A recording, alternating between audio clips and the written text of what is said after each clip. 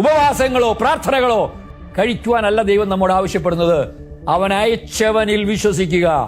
നമ്മുടെ പാപപരിഹാരാർത്ഥം നമുക്ക് വേണ്ടി മരിക്കുവാൻ പിതാവാം ദൈവം തന്റെ പുത്രനെ അയച്ചു.